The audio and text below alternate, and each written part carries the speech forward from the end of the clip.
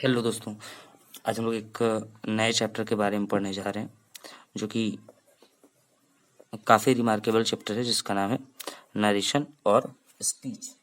आप जो भी बोल सकते हो, नरेशन भी इसको बोला जाता है, स्पीच भी बोला जाता है। और मतलब ये चैप्टर लोगों के लिए एक डर सा होता है क्योंकि वो लोग इस बारे में हो सकता है नहीं जानते हो। इसका रूल चूँकि थोड़ा ज़्यादा होता है तो रूल एप्लीकेशन में उन लोगों को दिक्कत होता है जो नहीं जानते हैं इसके बारे में ज़्यादा।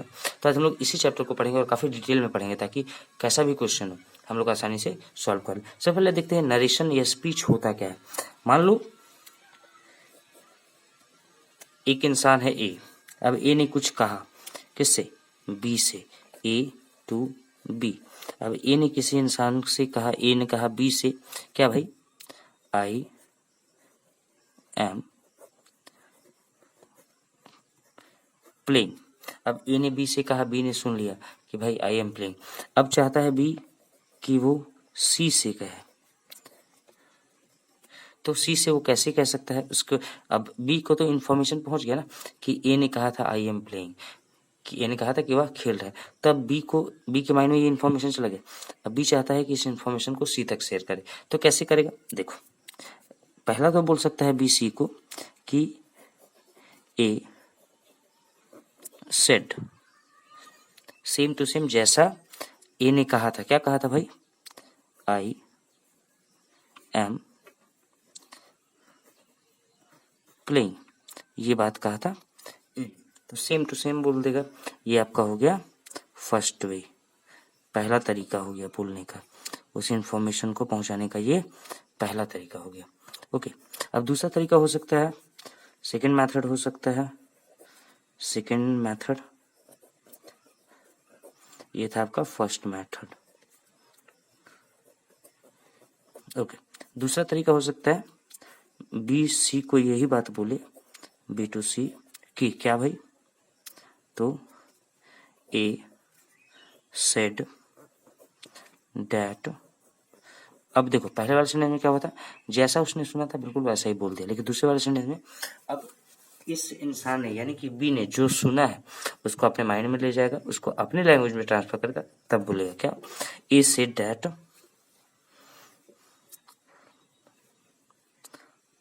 ही, और सी जो भी होगा कर लिया, पर ही वॉज प्लेइंग। तो क्या हुआ इस सेंटेंस में कि उसने इसी चीज को, सेम चीज को कहा लेकिन अपने लैंग्वेज में ट्रांसफर करने के बाद। तो इसी से चीज को हम लोगों को पढ़ना है कि भाई ये जो होता है इसे कहते हैं डायरेक्ट स्पीच। जब सेम टू सेम किसी चीज को रिपीट कर दिया जाता है, और जब अपने लैंग्वेज में ट्रांसफर करके बोला जाता है तो उसे बोलते हैं इनडायरेक्ट स्पीच। आई होप कि क्लियर हो गया होगा कि डायरेक्ट स्पीच और इनडायरेक्ट क्या होता है। फिर मैं एक्सप्लेन कर रहा हूँ कि अगर किसी भी बात को जैसे सुने वैसे ही रिपीट कर दिया जाए तो वो डायरेक्ट स्पीच। किसी बात को सुनने के बाद उसे अपने लैंग्वेज में ट्रांसफर किया जाए, ट्रांसफर करने के बाद बोला जाए तो वो इनडायरेक्ट स्पीच। और क्वेश्चन होता है कि आपको डायरेक्ट स्पीच दिया रहेगा और इनडायरेक्ट स्पीच बनाना रहेगा।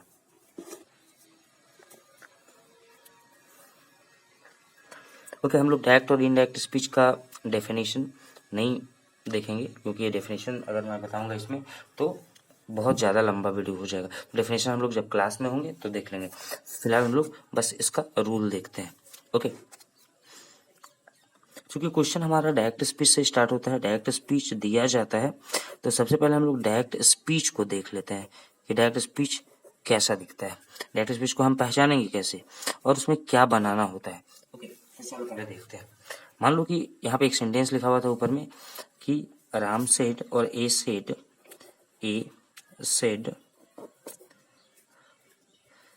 I am playing.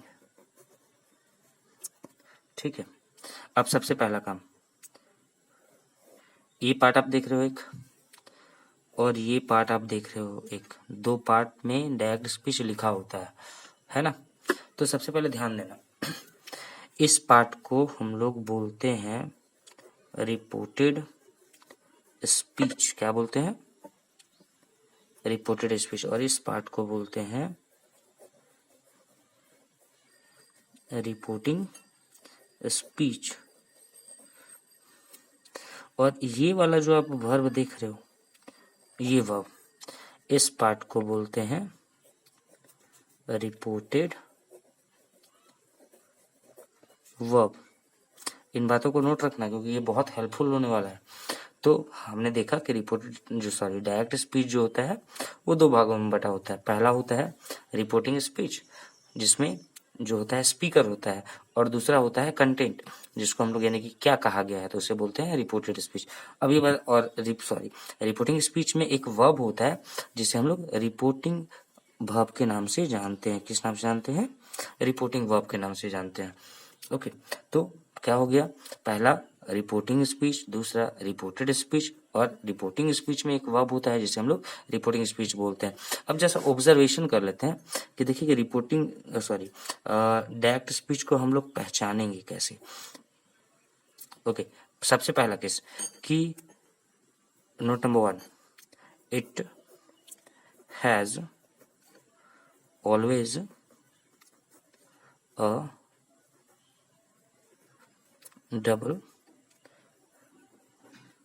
Inverted comma. इसमें हमेशा एक डबल इन्वर्टेड कॉमा होता है। Note number 2, it never takes any conjunction,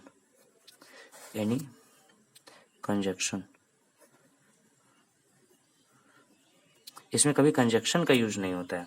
note number 3, the first letter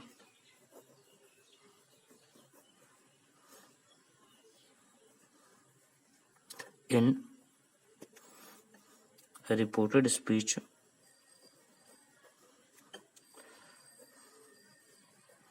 always starts with a capital letter।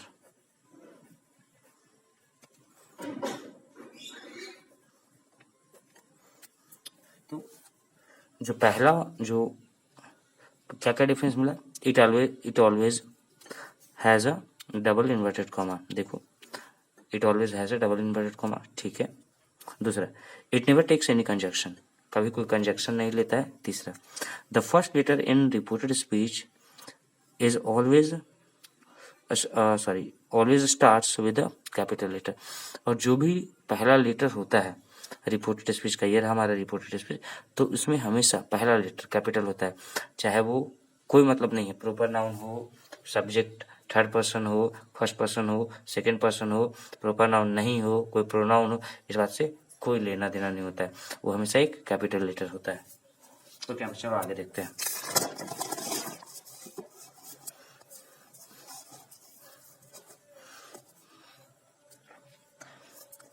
फिर से एक बार रिपोर्टेड स्पीच हम लोग देखते हैं, कुछ उसमें छूट गया था, इसलिए हम लोग यहाँ पे फिर से एक बार देखते हैं, फिर से रिपोर्टेड स्पीच को। तो देखो, रिपोर्टेड स्पीच जो होता है, अभी हम लोगों ने डिफरेंस देख लिया। अब दोनों पार्ट का हम लोग काम देखते हैं कि क्या होता है, कैसे मतलब वो वर्क करता है, क्या बनाया जाता है इसमें। तो फिर से same sentence, A said I am playing. अभी हम लोगों ने देखा कि ये है रिपोर्टिंग स्पीच,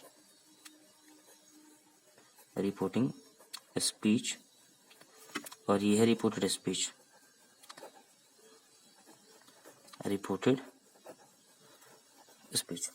अब दोनों का काम क्या होता है, इन दोनों का आपसे रिलेशन कैसा होता है? तो सुनो, रिपोर्टेड स्पीच ये डिसाइड करता है कि रिपोर्टिंग स्पीच ये डिसाइड करता है कि रिपोर्टेड स्पीच का टेंस बदलेगा या नहीं बदलेगा। चलो ठीक है, इस पार्ट का, ये पूरे पार्ट का रिपोर्टिंग स्पीच का क्या काम होता है?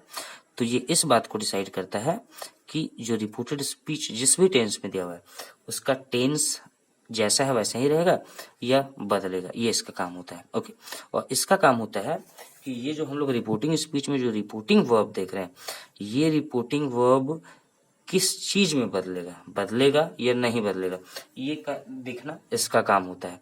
तो देखो ये बदलता है इसका टेंस और ये बदलता है इसका वर्ड यानी रिपोर्टिंग वर्ब को। तो दोनों एक दूसरे पर डिपेंड करता है। अगर इसे हटा दिया जाए तो फिर ये नहीं बदल पाएगा, इसे हटा दिया जाए तो फिर ये नहीं बदल पाएगा। तो दोनों एक दूसरे पे बहुत डिपेंड करता है। ओके, इन्हीं के लिए एक रूल लागू होता है। इसके लिए 1 2 3 और इसके लिए SON। अब ये है भाई क्या SON 1 2 3, तो देखो SON 1 2 3 ये इसका सही टेबल है। S के लिए 1 स्टैंड करता है, O के लिए 2 स्टैंड करता है और N के लिए 3 स्टैंड करता है। अब इसका मतलब क्या है SON 1 2 3 का मतलब, तो S1 मतलब है first person change according to subject, second person according to object, third person no change. ठीक है, तो चलो देख लेते हैं हम लोग। अब इसको मान लो बनाते हैं। तो पहला लिखा हुआ है A सेट। अब देखो ये है हमारा रिपोर्टिंग वर्ब। तो रिपोर्टिंग वर्ब देखो पास्ट में दिया हुआ है, तो पास्ट में चूंकि दिया हुआ है तो इसका पूरा का पूरा टेंस बदल जाएगा।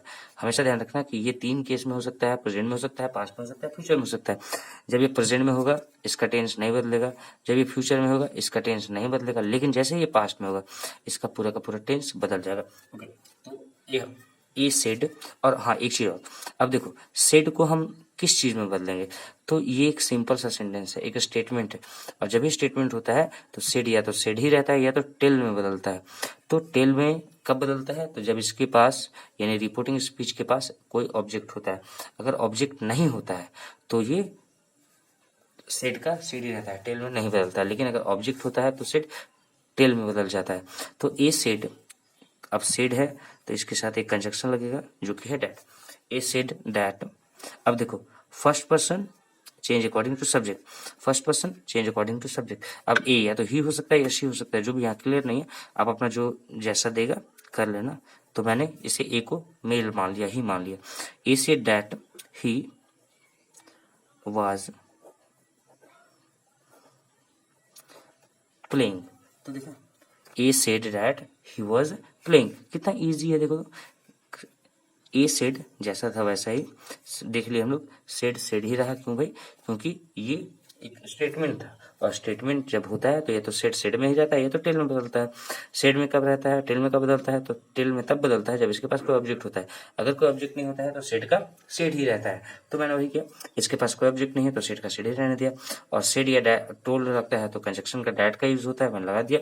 First person change according to object, sorry according to subject. तो ए को मैंने ही मान लिया, मेल मान लिया, तो आई को ही के अनुसार चेंज कर दिया। और ये प्रेजेंट कंटिन्यूअस है तो मैंने इसे पास्ट कंटिन्यूअस टेंस में बदल दिया, तो हो गया ही वाज प्लेइंग। ओके, और एक एग्जांपल हम लोग लेते हैं।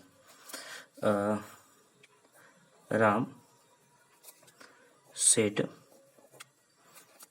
To me. ओके, राम ने मुझसे कहा क्या भाई, देखते हैं। डैट, ओ सॉरी, चलो हम लोग पहले डायरेक्ट स्पीच लिख लेते हैं। Ram said to me he is young. अब ये है एक रिपोर्टेड स्पीच, ठीक है। अब हम लोग इसका ये है डायरेक्ट स्पीच, अब हम लोग इसका इनडायरेक्ट स्पीच बनाते हैं। तो ये है एक डायरेक्ट स्पीच, अब हम लोग बनाने जा रहे हैं इसका इनडायरेक्ट स्पीच। तो क्या हो जाएगा, देखो ऑब्जेक्ट है ना, तो और ये क्या है भाई, ही इज यंग, यानी एक सिंपल सा स्टेटमेंट है। तो स्टेटमेंट है तो सेड या तो टेल में बदलेगा या तो सेड का सेड ही रहेगा। देख लो टेल में बदलेगा या सेड का सेड ही रहेगा। तो यहाँ पे ऑब्जेक्ट दिया हुआ है, तो ऑब्जेक्ट दिया हुआ है तो ये टोल्ड में बदल जाएगा। तो Ram told me that, third person he, third person है, third person no change, that he, tense बदल जाएगा क्योंकि ये पास्ट में है, ये पूरा टेंस बदल जाएगा। He was young. तो हमने देखा नरेशन का इंट्रोडक्शन और कैसे बनाया जाता है ये। बाकी हम लोग जो भी बच गया रूल्स वगैरह वो नेक्स्ट क्लास में देखेंगे। Okay guys, see you in the next class, bye bye.